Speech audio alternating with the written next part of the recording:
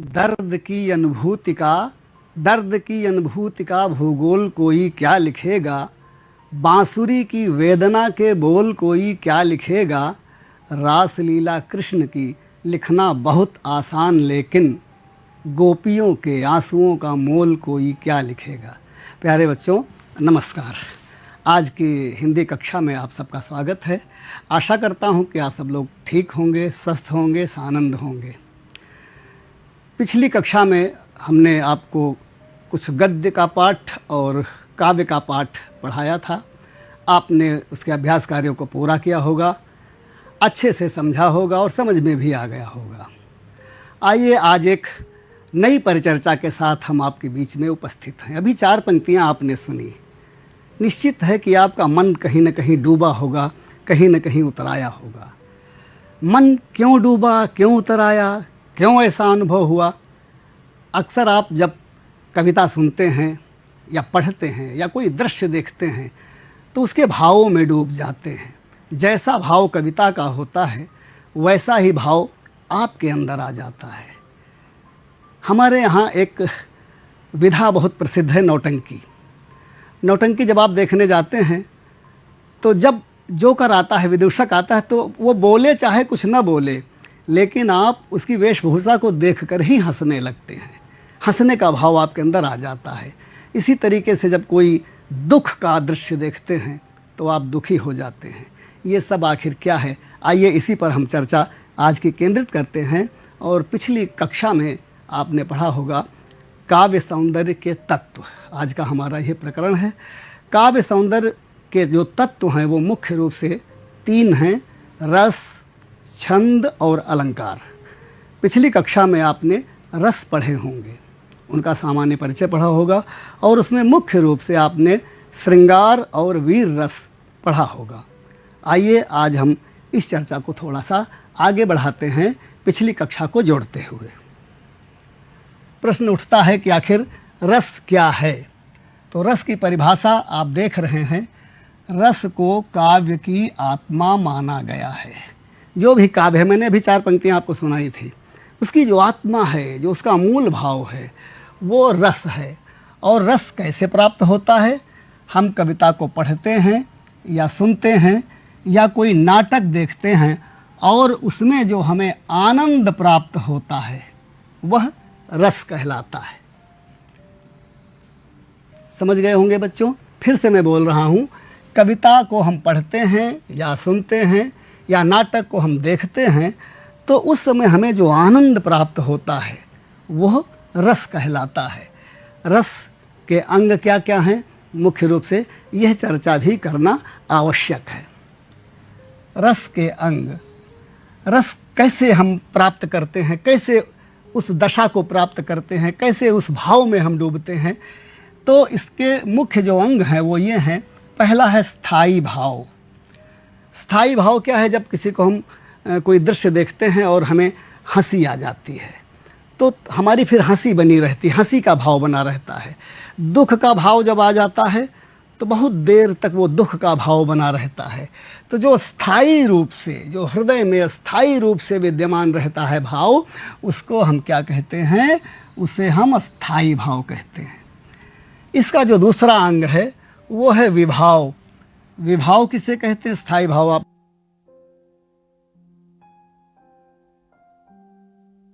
ने समझ लिया। इसके पश्चात विभाव। विभाव जिसके कारण सहृदय को रस प्राप्त होता है। अब जिसके कारण, हम जो देख रहे हैं या पढ़ रहे हैं, उसमें हमें यह ध्यान देना होता है कि किसके कारण, किस वस्तु के कारण, किस दृश्य के कारण आखिर हमारे हृदय में जो स्थायी भाव बना है वह क्यों बना है और किसके कारण बना है। जिसके कारण बना है वो विभाव कहलाता है। अभी थोड़ा सा और हम स्पष्ट करेंगे, आपकी समझ में आसानी से आ जाएगा। इसके जो मुख्य बिंदु होते हैं विभाव के अंतर्गत, एक होता है आलंबन विभाव। आलंबन विभाव का मतलब जिस व्यक्ति या जिस वस्तु के प्रति स्थायी भाव उत्पन्न होता है। एक उदाहरण लेते हैं। जैसे मान लीजिए कि रामचंद्र जी वन में सीता जी की खोज कर रहे हैं, भटक रहे हैं।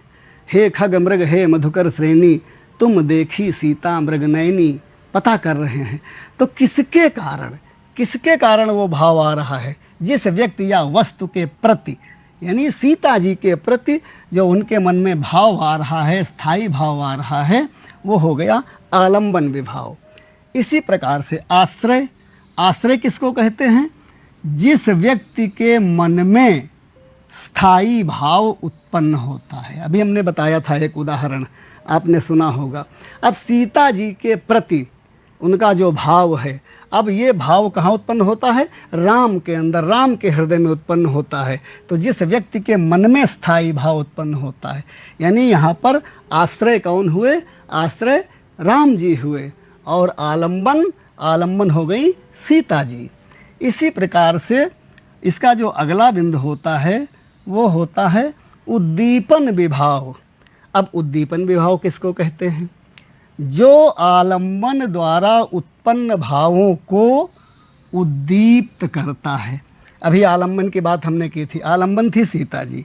आलंबन द्वारा उत्पन्न भावों को, अब यहाँ पर जो दुख का भाव है वो उन भावों को जो उद्दीप्त करते हैं उन्हें हम उद्दीपन विभाव कहते हैं। जैसे जंगल है, मान लीजिए, तो जंगल का नाम सुनते ही हमारे अंदर एक डर जैसा आता है। अब इसमें उद्दीपन विभाव क्या है? हमें जंगल पार करना है, और जंगल में अगर कहीं शेर की आवाज़ आ गई तो हमारा डर और बढ़ जाता है। ये जो है भय को उद्दीप्त करने के लिए जो शेर की गर्जना है वो क्या कर रही है? उद्दीपन विभाव हमारे भावों को उद्दीप्त कर रही है और बढ़ा रही है। तो बच्चों, आप समझ गए होंगे कि स्थायी भाव क्या है, और विभाव के अंतर्गत आलंबन, और उसके पश्चात आश्रय, और उसके पश्चात उद्दीपन विभाव। आइए हम इसके अगले बिंदु को लेते हैं, और अगला बिंदु इसका जो है वो है अनुभाव। अब अनुभाव भी आपको समझना है।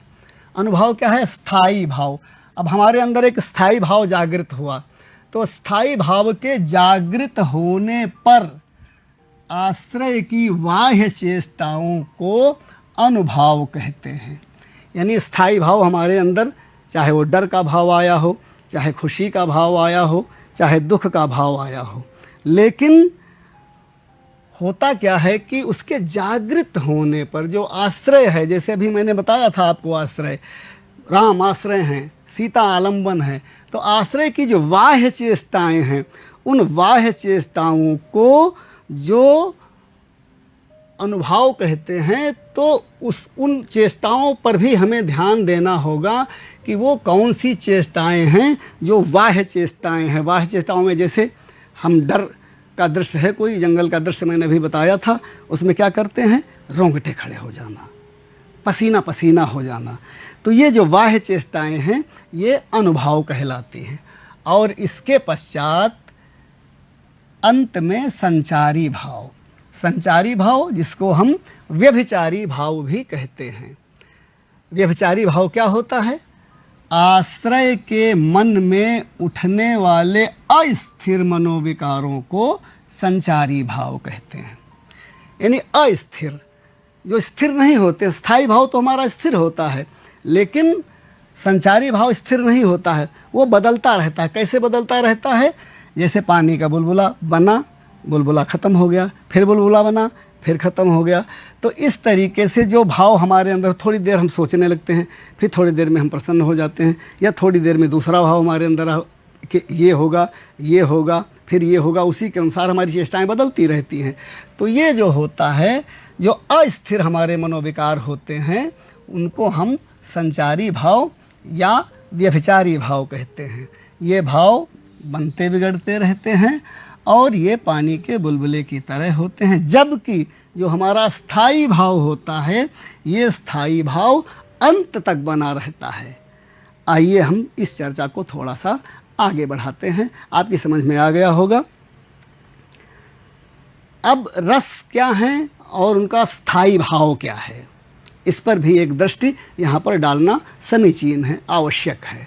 आपने पिछले कक्षा में पढ़ा भी होगा, रस 9 प्रकार के होते हैं, लेकिन 10वां रस भी मान लिया गया है, विद्वानों द्वारा उसे स्वीकृत किया गया है। कौन कौन सा है? पहला है श्रृंगार रस और इसका स्थायी भाव रति। दूसरा जो है वो है हास्य रस और उसका स्थायी भाव हास। तीसरा हमारा जो है वो है करुण रस और उसका स्थायी भाव शोक। चौथा हमारा जो है रौद्र रस और उसका स्थायी भाव क्रोध। पांचवा जो रस है हमारा वो है वीर रस और वीर रस का जो स्थायी भाव है वो है उत्साह। इसी प्रकार से जो हमारा छठवां रस है वो है हमारा भयानक रस और उसका स्थायी भाव है भय। सातवां जो रस है जिसको हम पढ़ते हैं वो है विभत्स रस और उसका स्थायी भाव जुगुप्सा। जुगुप्सा आप सोच रहे होंगे जुगुप्सा क्या है? जुगुप्सा यानी घृणा, जब घृणा पैदा हो जाए। इसी प्रकार से जो अगला है वो है अद्भुत रस और उसका जो स्थायी भाव है वो है विस्मय। और इसका जो अगला है वो है शांत रस और शांत रस का जो स्थायी भाव है वो है निर्वेद। निर्वेद यहाँ वैराग्य से संबंधित है। और ये जो 10वां रस माना गया है इसको हम कहते हैं वात्सल्य रस और इसका स्थायी भाव रति माना गया है। तो इस प्रकार से आपने देखा कि 1, 2, 3, 4, 5, 6, 7, 8, 9 और 10, ये 10 आपके रस हैं और इनके स्थायी भाव हैं। बच्चों आपकी समझ में आया होगा। आप चाहें तो इनको आप नोट भी कर सकते हैं अपनी कॉपी पर, हो सकता है आपको याद भी हो, फिर भी अभ्यास करने की आवश्यकता है। मैंने पहले ही आपसे चर्चा की कि पिछली कक्षा में आपने श्रृंगार और वीर रस पढ़ा होगा, पढ़ चुके हैं आप, उसकी चर्चा यहाँ पर आवश्यक नहीं है। हमारे जो कक्षा 10 का जो पाठ्यक्रम है उस पाठ्यक्रम में जिनकी चर्चा होना आवश्यक है वो हमारे मुख्य रूप से 2 रस हैं। पहला है हमारा हास्य रस। हास्य रस क्या है ये हमारे पाठ्यक्रम में है, आइए हम इसकी चर्चा करते हैं। हास्य रस, इसकी परिभाषा क्या है और इसके उदाहरण कैसे हम समझेंगे, पहले हम इसकी परिभाषा को आपके बीच में रखते हैं। विभाव, अनुभाव तथा संचारी भाव, अभी हम इसकी चर्चा आपसे कर चुके हैं इसके पहले। यानी विभाव, अनुभाव और संचारी भाव के संयोग से जब हास नामक स्थायी भाव रस रूप में परिणत होता है तो हास्य रस की निष्पत्ति होती है। हास्य रस की निष्पत्ति कैसे होती है ध्यान दें आप। पहला बिंदु विभाव, दूसरा बिंदु अनुभाव और तीसरा बिंदु संचारी भाव और मुख्य रूप से चौथा जो है वो है स्थायी भाव। यानी विभाव, अनुभाव तथा संचारी भाव के संयोग से जब हास नामक स्थायी भाव उत्पन्न हो जाए, रस रूप में परिणत हो जाए, तो वहाँ पर हास्य रस की निष्पत्ति होती है। इसको समझने के लिए एक बहुत अच्छा सा उदाहरण हमारे पास है, वो उदाहरण हम आपके बीच में रख रहे हैं, सुनिएगा। आपके समक्ष है वो पद्माकर जी का ये छंद है और ये भगवान शिव की बारात, शिव जी दूल्हा बने हुए हैं, अपनी ससुराल पहुँचे हैं हिमाचल के यहाँ, वहाँ का ये दृश्य है। और शिव जी की वेशभूषा आप सुनिए और समझिए कि हंसी हंसी भाजें देखी दूल्ह दिगंबर को, हंसी हंसी भाजें देखी दूल्ह दिगंबर को, पाहुनी जो आवे हिमाचल के उछाह में, और काहे पद्मा कर सुकाहू सो कहे को कहा, कहे पद्मा कर सुकाहू सो कहे को कहा, जोई जहाँ देखे सो हंसे ही तहाँ राह में, ओ मगन भये ही हंसे नगन महेश ठाणे, और हंसे ऊ हंसी हंसी के उमाह में, और शीस पर गंगा हंसे भुजनी भुजंगा हंसे, हास ही को दंगा भयो नंगा के विवाह में। यानी शिव जी दूल्हा बने हुए हैं। अब शिव जी का स्वरूप आप लोग जानते हैं, नंगा कहा गया उनके लिए, बाघंबर पहनते हैं। तो शिव जी जब वहाँ पर पहुँचते हैं दूल्हा बन करके, तो वहाँ पर जो अतिथि नारियाँ आती हैं या जो लोग भी वहाँ पर होते हैं वो शिव जी को देख करके हंस रहे हैं। अब हंस रहे हैं इसका मतलब ये है कि हास यहाँ पर स्थायी भाव है। लेकिन कौन कौन हंस रहा है? ये वो हंसें, यानी शीश पर गंगा हंसें, गंगा जी, मैं आपको बताना चाहता हूँ कि गंगा जी रिश्ते में शिव जी की साली लगती हैं। और ये हंसे वो कौन से हैं? चंद्रमा, चंद्रमा जो हैं वो शिव जी के साढ़ू हैं रिश्ते में, वो भी हंस रहे हैं।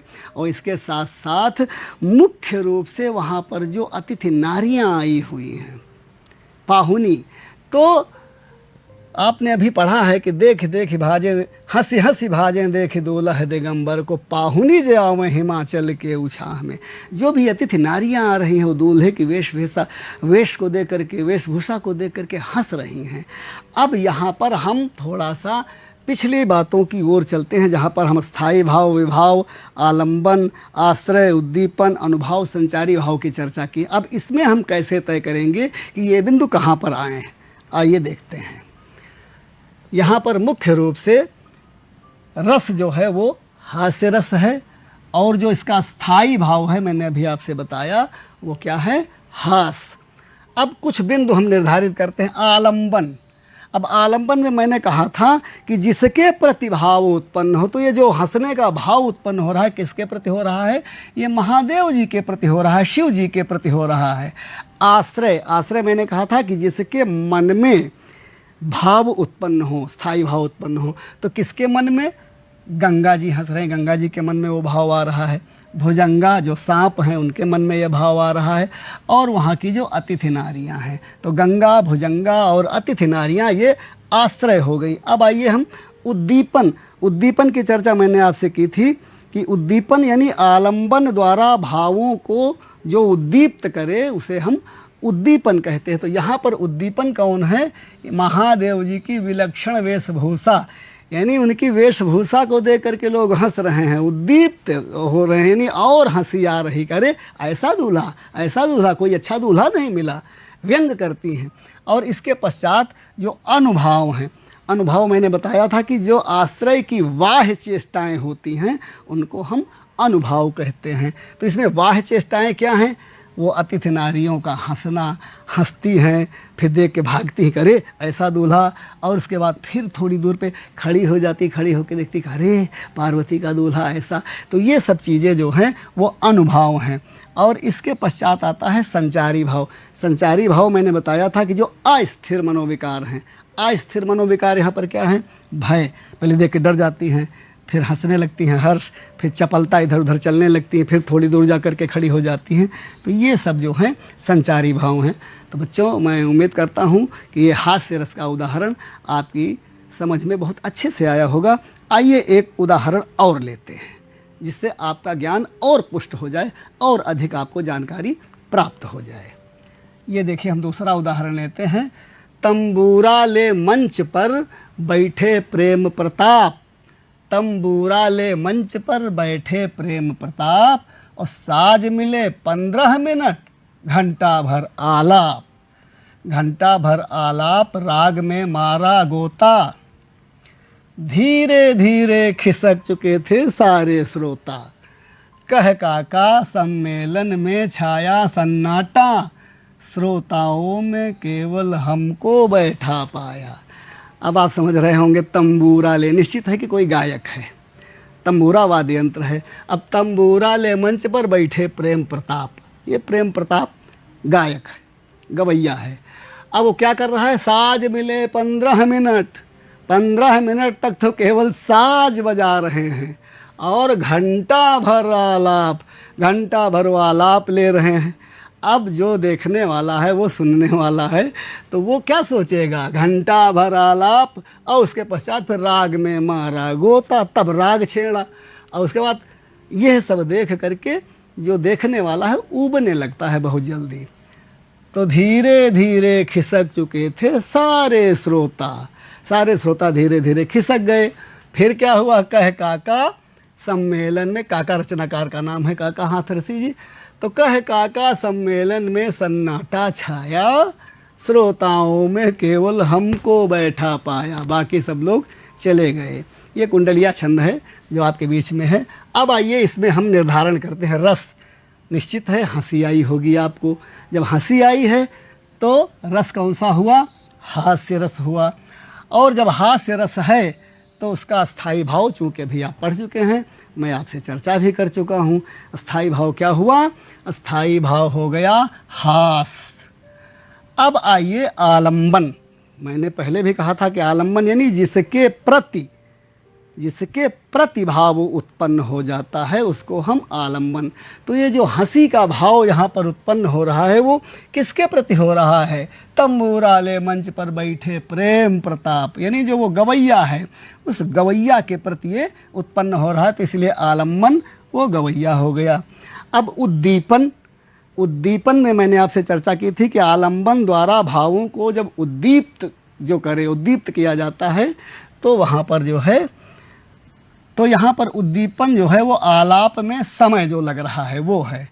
इसके अलावा अब आते हैं अनुभाव की भी चर्चा मैं आपसे कर चुका हूँ, यानी आश्रय की बाह्य चेष्टाओं को हम यहाँ पर ध्यान में रखते हैं। तो यहाँ पर क्या है, जब वो गा रहे हैं तो मुंह फैला रहे हैं, मुंह का फैलना, दांत निकलना, ये अनुभाव हैं। और इसी प्रकार से संचारी भाव में हर्ष और श्रम ये आते हैं।